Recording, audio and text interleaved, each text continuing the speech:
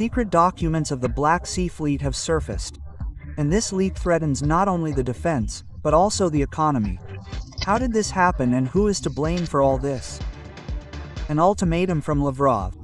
Russia and Hungary see a common problem in Kyiv and will now defend Hungarians in Ukraine together. How exactly? Let's figure it out. The aviation collapse is destroying the economy. Mass flight delays are blocking the country, which at times is without the internet. What is happening and who will be to blame? Thousands of people are stuck, airports cannot cope, the internet is cut off according to an incomprehensible scheme. Is this just chaos or a planned attack?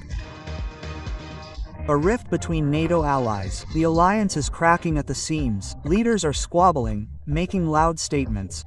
Checkpoints are closing. The rhetoric is getting harsher. Poland is amassing forces at the border. Europe is building walls again. Trump harshly went over the mask. He says he is going crazy. US elites squabble for power amid the disaster in Texas. All the top news on Tuesday morning, July 8th, and more, the most important and urgent news, exclusive details. You are watching the next news release, promptly about events in Russia, Belarus, Ukraine and the world, earlier and clearer than others. Everything you need to know today. Shahed struck Zaporizhia. One of the drones hit near the regional center for staffing the TCC. In fact, the local military registration and enlistment office injured soldiers from the security company. These are not newcomers. These are those who have already been through the front lines and are now serving in the rear. 2 are in hospital in moderate condition.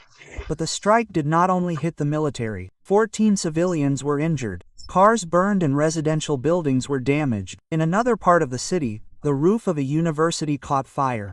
It flew there too. Russia is striking, and this time the target is not the trenches, but the military registration and enlistment offices. Zaporizhia, Kharkiv, Poltava, Kryvyi Rog, Kremenchuk. An alarming trend has been recorded all over Ukraine in recent weeks. Drones and missiles are flying to places where army recruitment is taking place. There have been suspiciously many such strikes in recent weeks, and they are striking buildings where mobilization is taking place. Soldiers are dying and not only civilians are suffering. If this is a targeted action, and everything points to this option, then why did this action begin only now? And does this mean that Moscow now sees a threat in the Ukrainian mobilization?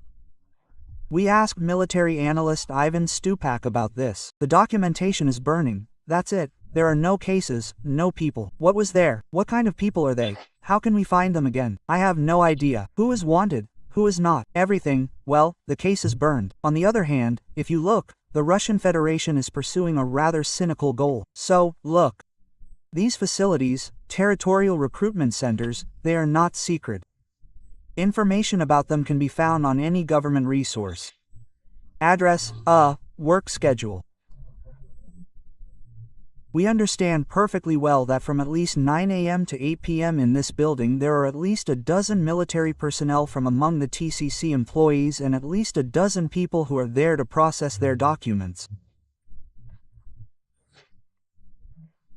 That is, an arrival at this facility, at least 10 active military personnel killed, at least 10 potential military personnel killed, who could be sent to the front line in 2 to 3 months. Therefore, the Russian Federation has such a double goal in the style of win-win. Moscow's task is not only to destroy the infrastructure, but also to disrupt the mobilization processes, intimidate, sow panic, turn a trip to the military registration and enlistment office into a risk to life, because without mobilization there is no front, and without a front there is no defense. And the first reaction has already been the first case when the TCC officially leaves its usual place after a series of Russian strikes. The mobilization system is going into the shadows so as not to become the next target. Donald Trump is mocking Elon Musk, or rather the billionaire's idea to create his own political force. We talked about this in previous issues. Before flying out of New Jersey, the US president literally ridiculed Musk's initiative. He said, "It's sad to see him go off the rails. I think creating a third party is ridiculous. We've had great success with the Republican Party. The Democrats have lost their way, but there has always been a two-party system. And I think creating a third party will only add to the confusion. So he can have fun. But I think it's ridiculous.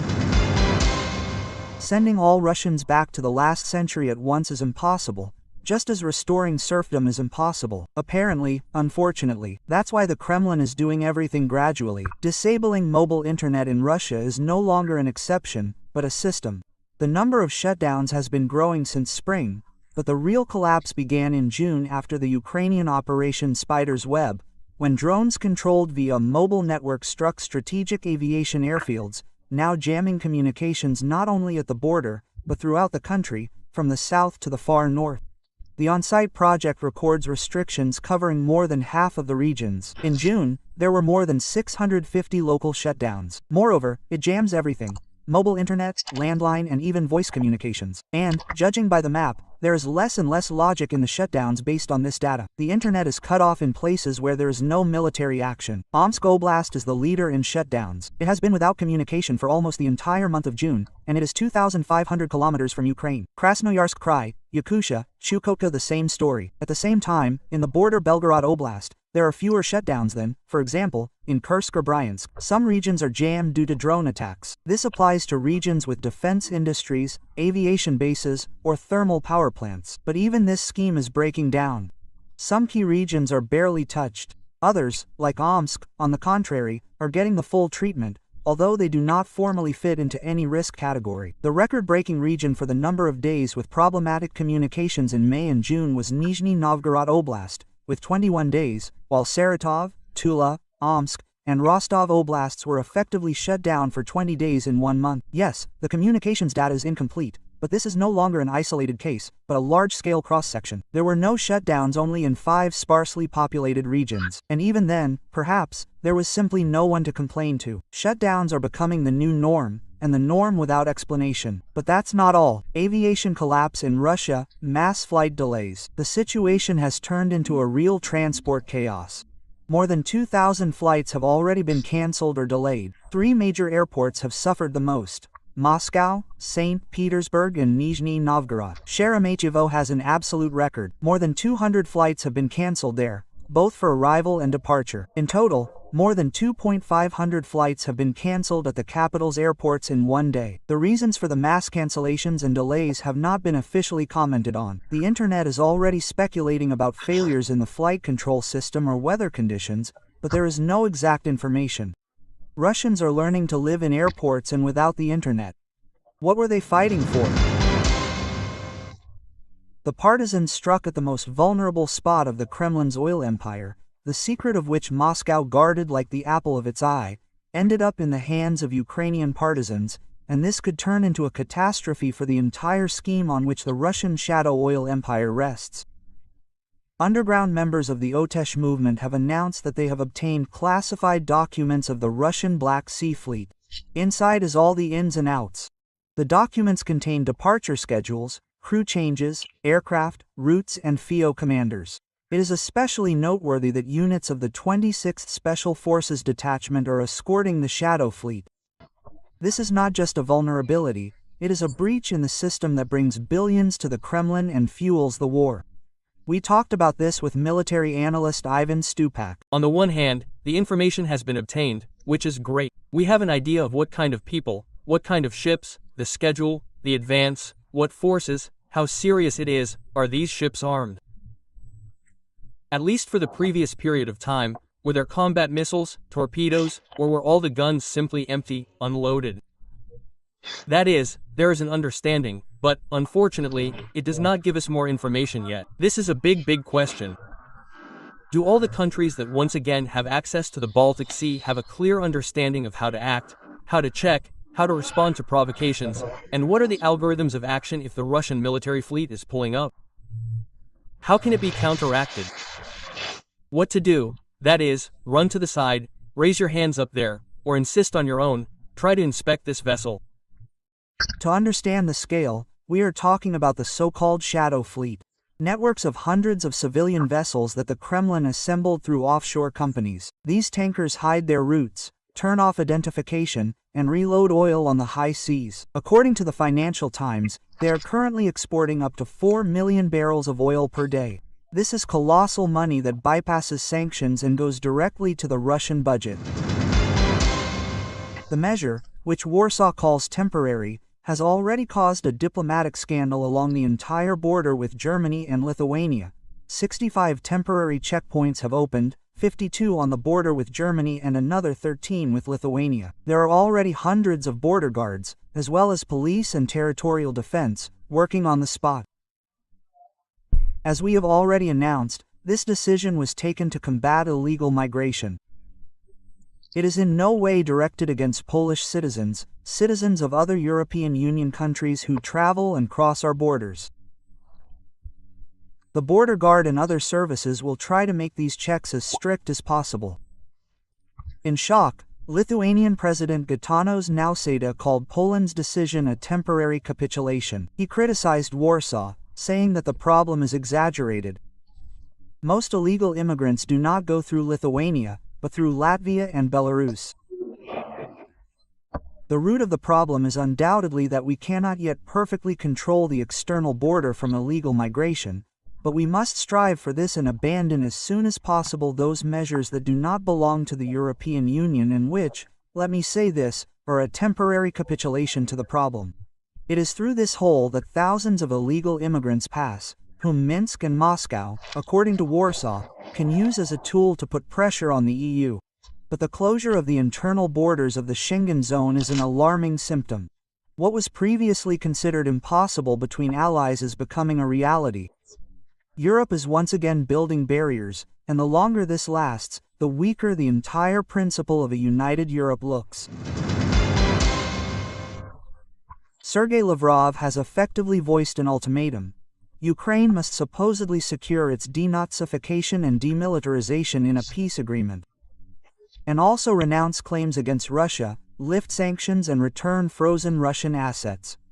Quote, all this in an interview with the Hungarian press. Sounds like outright blackmail. That is, admit that you are Nazis, lay down your arms, forget about the territories we occupied, lift sanctions against us, and then we'll talk. That is, Russia is once again trying to impose its reality on the world, like, this is already ours, and you will not discuss the fate of these regions. And the Kremlin calls all this a political and diplomatic decision.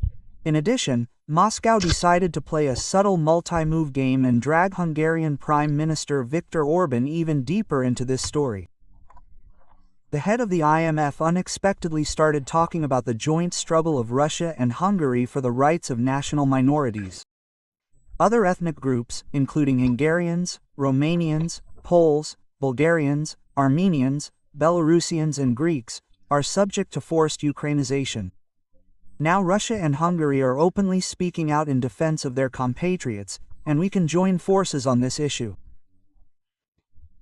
How Lavrov is going to do all this is still unclear, but the statements seem too loud. The elements are hitting the United States even harder. In Texas, a catastrophic flood began in a matter of minutes. The water level in reservoirs in Kerr County rose by 9 meters. Dozens of people died and went missing in the private children's camp Mystic. Among them are children and the director of the camp, who pulled the kids out of the water until the very end. We talked about this in previous episodes and continue to monitor the situation. Rescue efforts are ongoing. In addition, President Donald Trump is scheduled to arrive in the state on Friday to support the victims and, apparently, help support the rescuers. Special thanks for watching to the end. Thank you for your trust. I look forward to detailed comments, likes and reposts. It is important that there are more of us. That's all for now. Until next time and good news to you.